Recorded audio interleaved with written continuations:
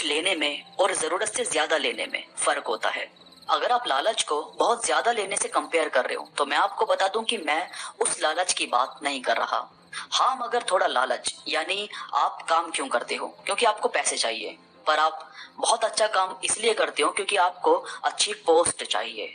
अब यहाँ थोड़े लालच से मेरा मतलब है कि इतनी इच्छा तो अपनी बढ़ाओ जिससे आपको और कमाने का मन करे, और यही थोड़े और की इच्छा आपको लाइफ में काफी चीज दिलवा जाती है। इस बात को मैं आपको एक कहानी के थ्रू समझाने की कोशिश करता हूँ। अब एक बंदा था जिसकी कुलचे छोले की दुकान थी।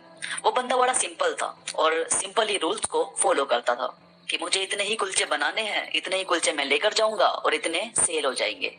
दुकान तो उसकी बढ़िया चलती थी, मगर एक फिक्स कमाई थी, क्योंकि वो ज्यादा कमाने के बारे में सोचता ही नहीं था। जितने पैसे आते उतना कमाया, गुजारा किया और हो गया बस।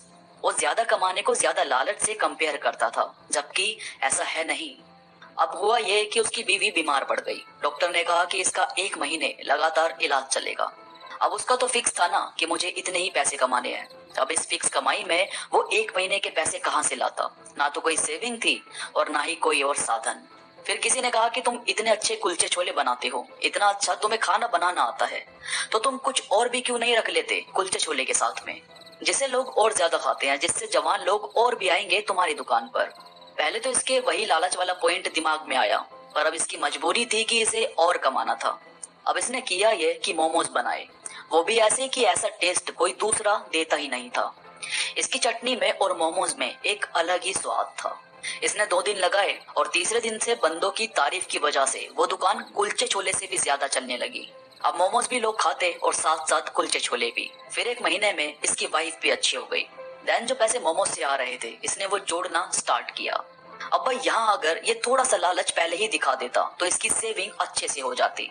पर कोई बात नहीं, देर आए दुरुस्त आए। अब इसके दिमाग में बैठ गया कि अपने लिए कमाना कोई बुरी चीज नहीं है। बस सवाल ये आता है कि आप किसी का हक ना मारें, सिर्फ अपने हक का कमाएं।